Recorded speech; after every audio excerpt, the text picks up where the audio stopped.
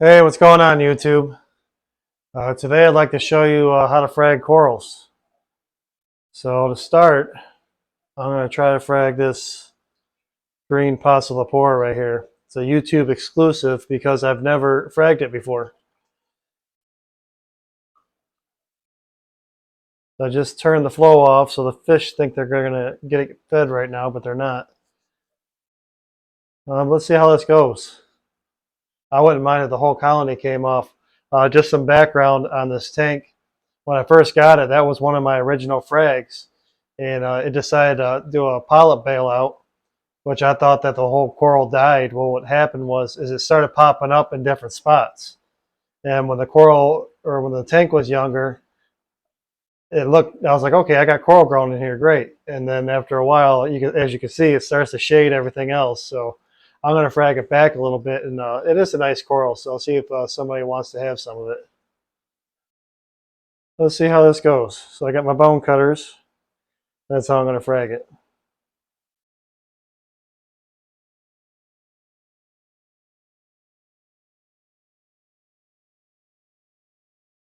I have to go this way.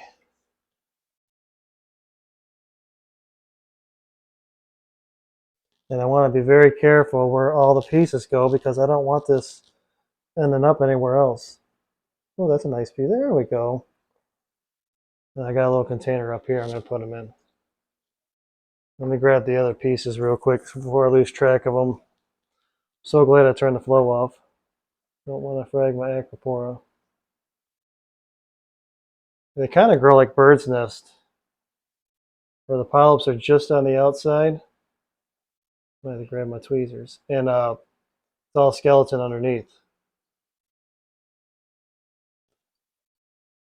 See if I can get some more. Yep, there's a chunk. See if I can fish that out of there. And I prefer to get a lot of this out just because it's shading my Leptocerus underneath there. I could add additional lights, but I'm kind of happy with what I got. I got 4 Kessel A360X lights. And they work pretty good as far as spread on this tank. It's just these guys are shading everything else underneath them.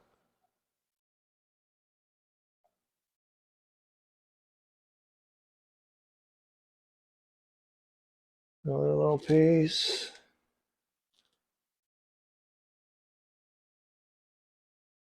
You gotta be very careful because just reaching into this tank, I frag stuff accidentally. I don't want to do that any more than I have to right now because the new frag tank's not quite ready to go. Even though it has some coral in it, I had to put them in there because I didn't want to throw the coral away that came out of this tank. Oh, there we go. Look at that. That's a nice piece there. Do a couple more of those.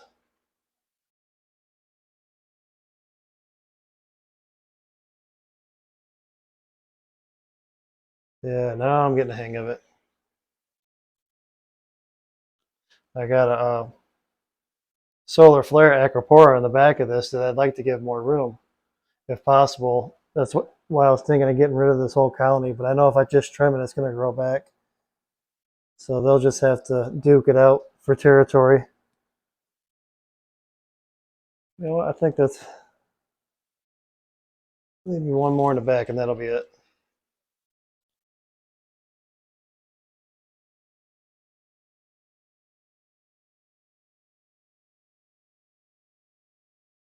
If I can.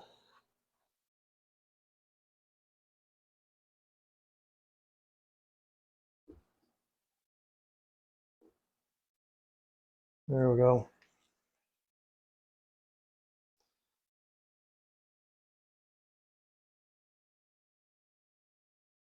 Another reason why it's important to get them out of there is because uh, you don't want no coral warfare going on either. You drop it on something else, and it could win the fight if it's your favorite acro or Montipora. So you want to make sure you don't have coral landing on other coral, just in case.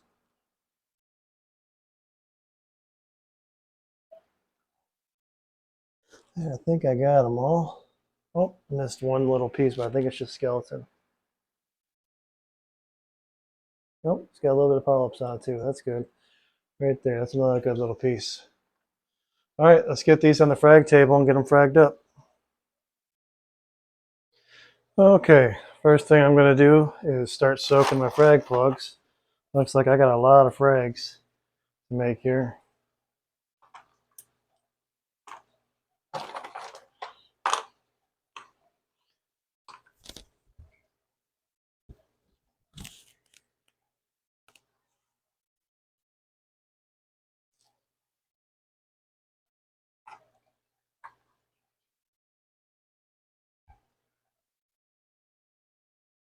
And I'll let those soak. And the reason why I'm letting those soak in the water is it gets all the air out of them. So then I won't have glue or air in the glue. Okay, the plugs are done soaking. So I'm going to put them on my frag rack here.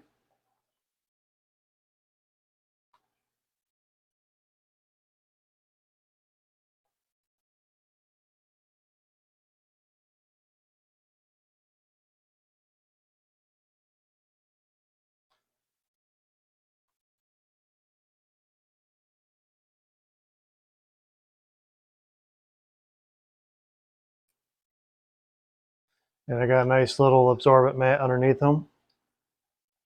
Soak up any water that drips down.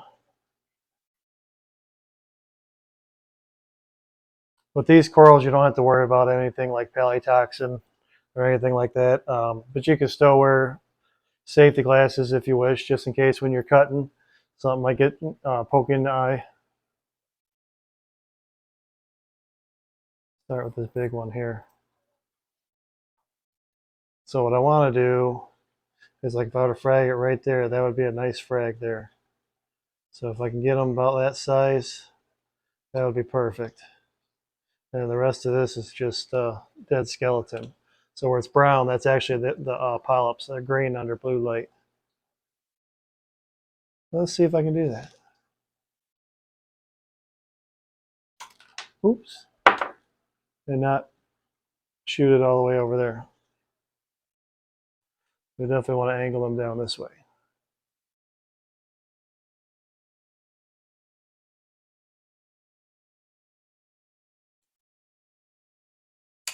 As I said, I've never fragged this before, but it looks very similar to bird's nest, and I have fragged bird's nest before.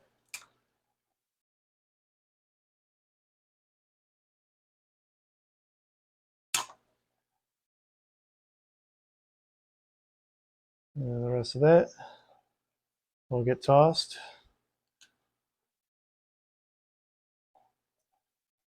That looks like a nice one there.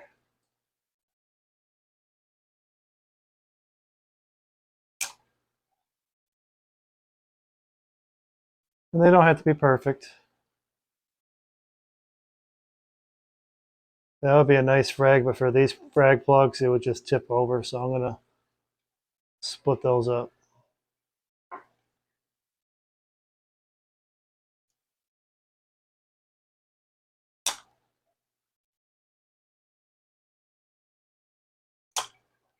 And I could use the saw for these, but the bone cutters work just great. It's actually the perfect tool for these.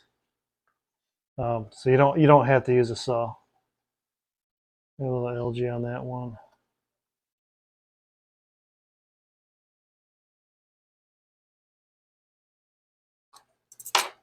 All right, let's glue them up. One thing I wanted to show you is drilling these plugs. You can buy them with a hole already in them for Acropora, but a hard coral like these SPS that are bird's nest or these Pocillopora or Acropora, you're going to want a little hole in there to help hold the glue and the coral. Otherwise, it's going to keep flopping over and it's going to take forever for that glue to harden up. Just use your favorite drill with a Tapcon drill bit. It's basically a masonry drill bit. And just drill a little hole in the center of the frag plug and to help hold that coral up.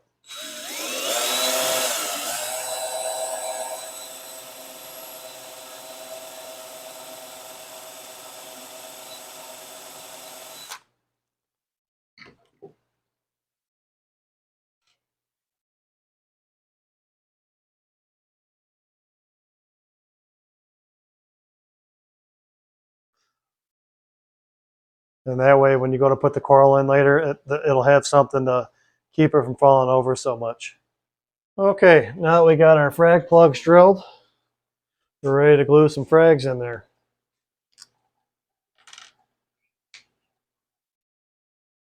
Add some glue.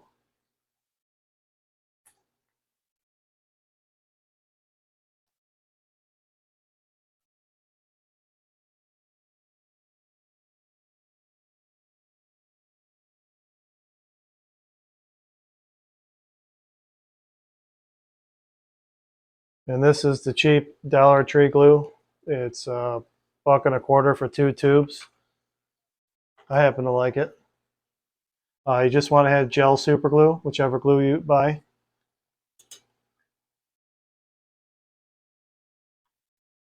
Let's see, I might have to trim a little more off of this.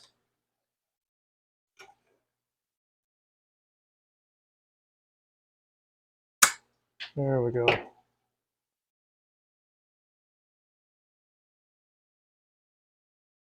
Skin up. A little twist and then hold underwater.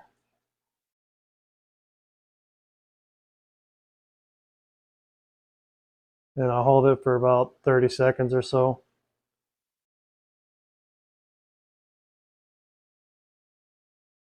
I'm used to just doing that. So another little trick I want to show you. I'm kind of cheating. This one's such a big frag that it's taking a little bit for it to set up. So I just got it propped up in the container.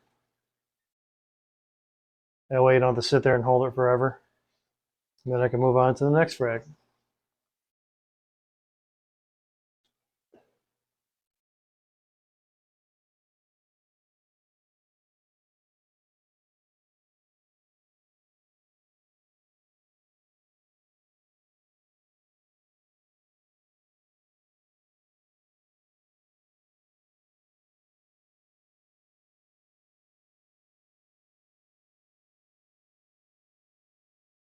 Or if you have a taller container, that'd probably be even better, but they can stay out of the water for a little while.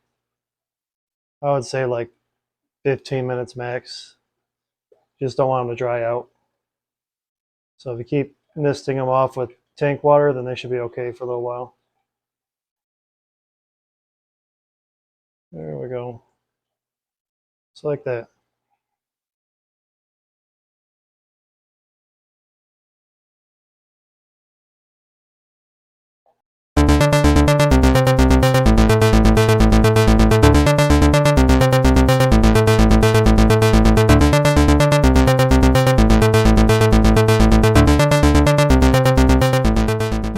All right, we got all of our Pocillopora frags mounted. Now I gotta figure out what I'm gonna do with them. And next up is this orange hammer. I'll be using the saw to cut this. Okay, first of all, I want to say that you do not have to have a saw to cut Euphyllia corals or torch corals.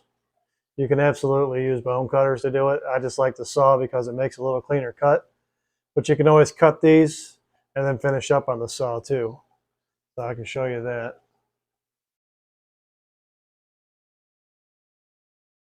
So what you want to look for is you don't want to cut where there's flesh, like right there.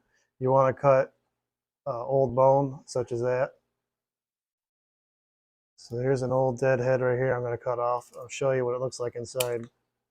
See, it's real brittle and porous. That's why using the saw is nice, because it makes a clean cut. Sometimes when you cut this, the whole skeleton will shatter, and it'll shatter all the way up to the polyp, which isn't any good. But I'll cut it down here low, and then I'll finish it up on the saw. That one just came right off.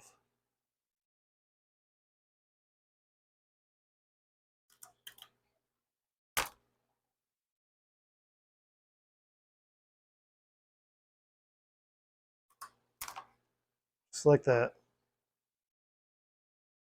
Okay, so now I want to finish these up on the saw. I want to show you first what happens sometimes when you use just the bone cutters. I got real close on this one, but luckily it's okay. You can see how it goes with the grain and it's split. But luckily it did not get up to the flesh there, so I'll be able to cut it about right here on the saw and glue it down and it'll be okay. Same thing with this other one here. So that's what you want to look for, to make sure you don't go all the way up into the fleshy part of the polyp there, because then you can risk losing your coral. So it's going to be a little loud. I'm going to turn the water on. I like this saw because it uses RO water, and it doesn't recycle the water. It's got a little tube here at the bottom, and it goes into a bucket, and it's got a little reservoir up top for RO water. So it cuts it, and then the water goes back out to a bucket, and it doesn't reuse the same water. So that's real nice. Okay, I'm going to turn it on. Running good.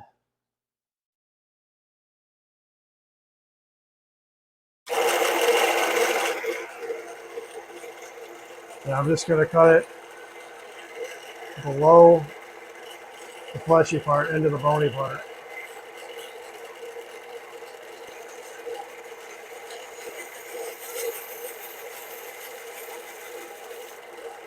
Just like that.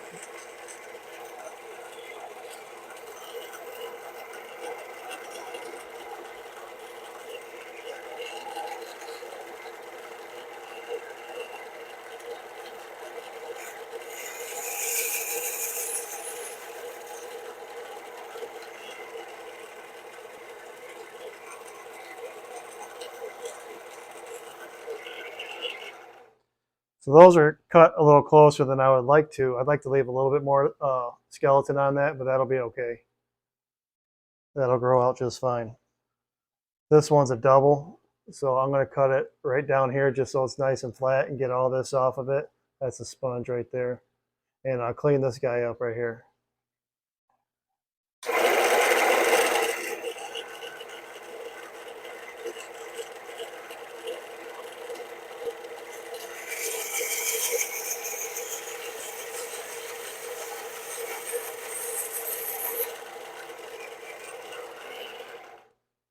Just like that, nice and flat. That's why I like the saw. If you were to use this, it just, with Euphyllia, it's almost like chicken bone in there. It'll just shatter most of the time. Okay, and one more to go. This one I'm going to try to cut down here. I'm going to cut this off first, and then I'll cut it down here.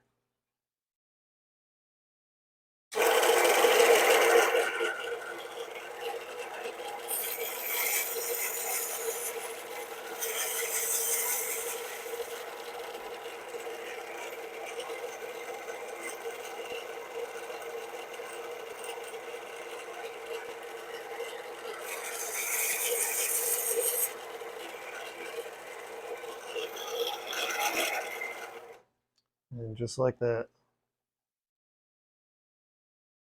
And that's how you frag Euphyllia. That's why I suggest using a saw. If you don't have one, you can use a hand saw. You just got to be, real careful as you're doing it, obviously. Or a Dremel with a diamond wheel. If you're real careful and don't nick the flesh of the polyps, those are a little cheaper to use too. After you use your bone cutters, if you want to clean them up, a Dremel with a diamond wheel will also work. That's what I used to use.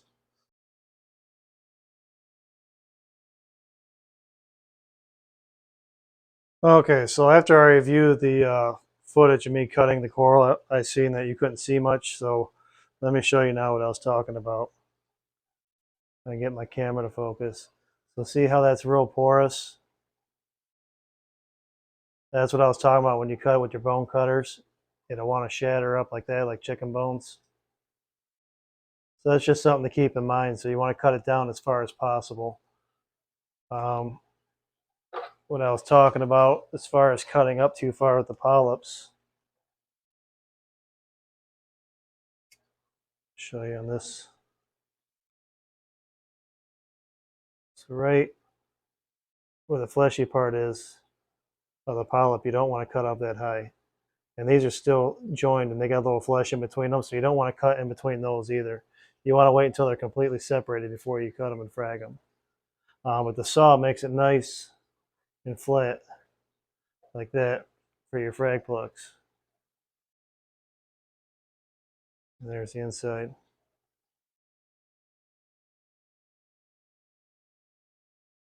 And those other ones got real close, but luckily they didn't get into the polyp itself. So those will be okay. They'll just take a little bit to grow out. Yeah, that's what I wanted to show you. You just got to be real careful when you're using your bone cutters on Euphyllia. So cut when they're fully separated. That's when you can frag them. If they're like this, you want to wait a while. You don't want to try to cut that and separate that, because you may end up losing both.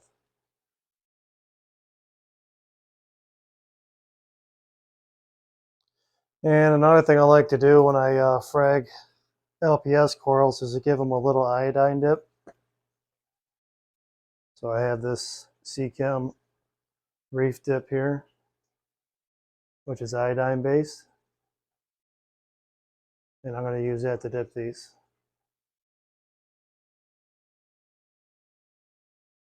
And I usually do it for about 10 minutes or so. I don't really measure it. I just kind of put about that much in it.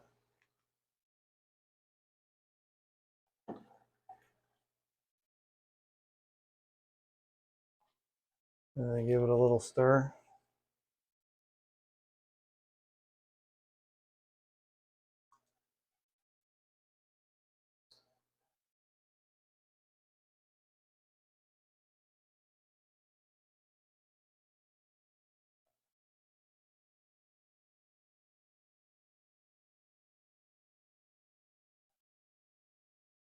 Then I'll let those sit for about 10 minutes. Okay, let's glue these guys in some frag plugs. I've been soaking them the whole time. That's what I was talking about. If you have an extra frag rack, it makes it nice to do a few at a time. It's going crazy. I lost my tweezers, but I found them. They were on the floor. 1, 2, 3. I need one more. So just remember what the skeleton on these look like. If you ever want to remove these out the frag plugs later, I don't suggest trying to pry them off, because you will shatter the skeleton. So they will have to be cut off, unless somebody didn't use enough glue.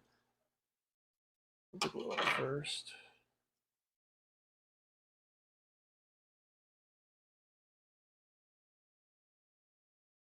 Not that much. About a pea size, a little more. You can always add more later.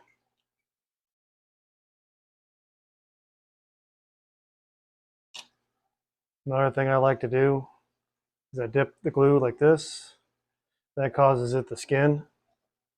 And then you grab your frag, put it on. You can. It's a little slimy. I like to twist it. I like to do this with acros too. And it just kind of helps seat the glue in there. And that can go in here.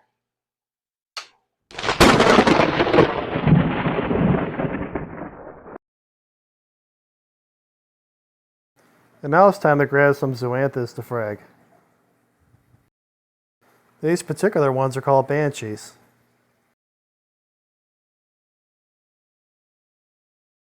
Okay, so what we have here are some Zoanthids.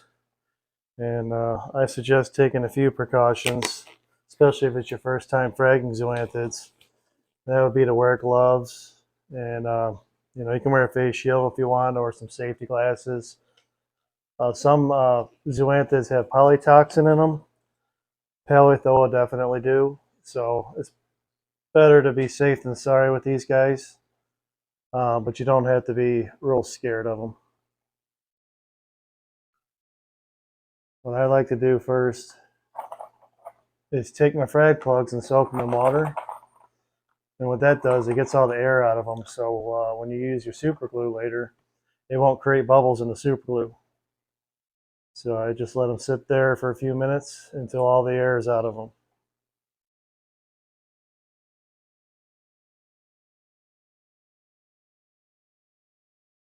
And in the meantime, we can start fragging it up.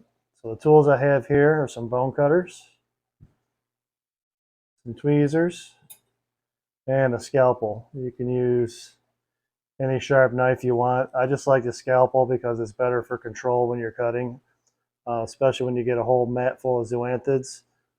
Where you want to cut is in between the polyps, like right there. You don't want to cut across the polyps themselves.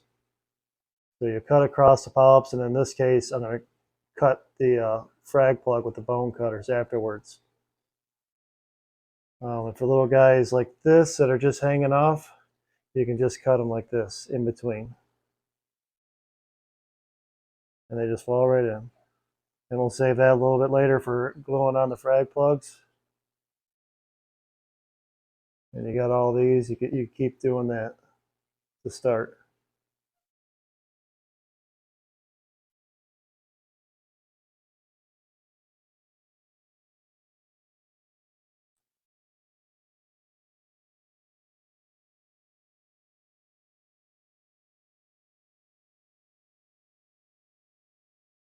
And I like to look and see where a good cut can be made.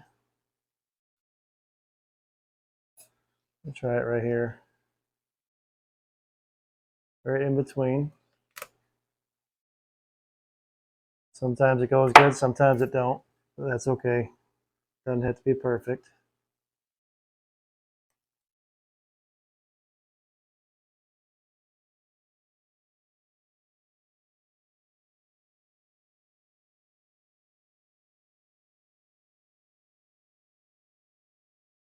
And in between the polyps. And in between. A little bit more right here. There we go. And then you take your tweezers, flip them over. These come in handy later when you're using the glue, so you don't get the glue all over the place. That's why I like the gloves too. And for the stem on the frag plug, you can cut that off. You don't have to go all the way across with your cutter, about that far right there. See if I can shoot it across the room here. Just like that. You might have a little piece there, you can nip that off. That way you get that out of the way. Then you can continue cutting. I'll cut this first. Just to separate them.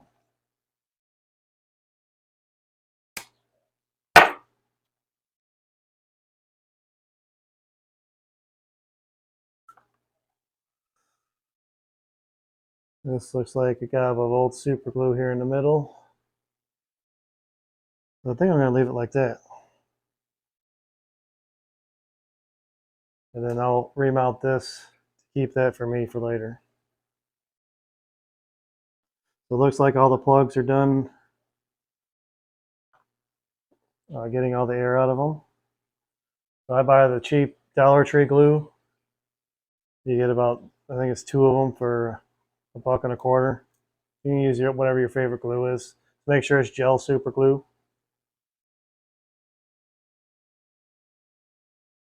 And if you have an extra frag rack, that's what I usually do. Is if I have a bunch to do, I'll set them in an extra frag rack and then do a bunch at a time.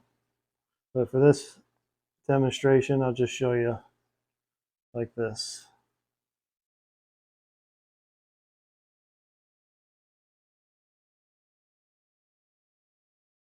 And then put them so the heads are up.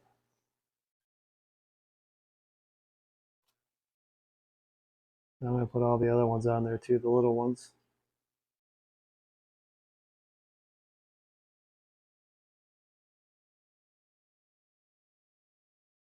Especially when you got a little head like this, you really got to pay attention to which way it's going on the frag plug so you don't glue it upside down on accident.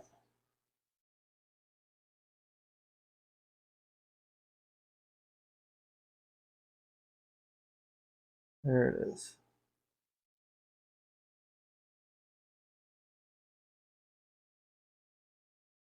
Like that.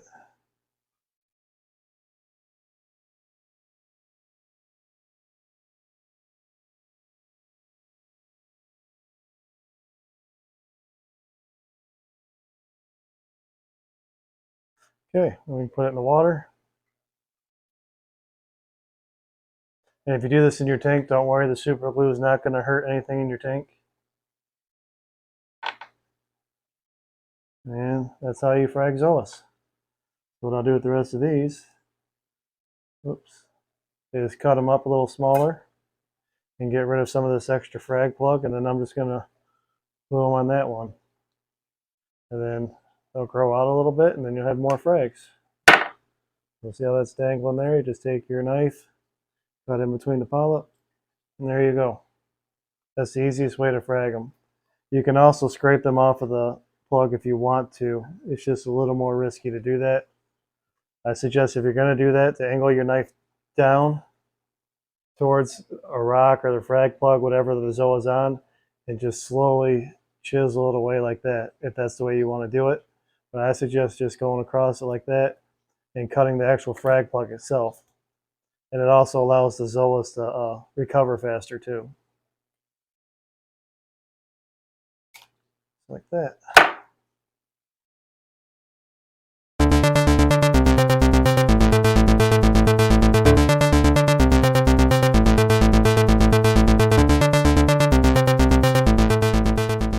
All right, let's check on our new frags. There's our Zoas.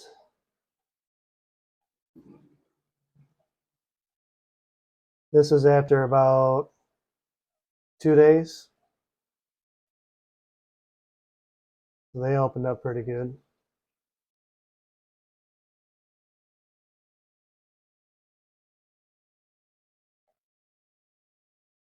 And then over here is our orange hammers. And these were fragged the same day. This is actually about 45 minutes later after being fragged. So you can see they're not doing too bad at all. Then the Pocillopora just got fragged about a half hour ago. And they're starting to open. You can see there. So yeah, pretty good. There's 3 different ways of fragging coral. If you have any questions, just let me know in the comments. Thank you for watching. Take care. Happy reefing.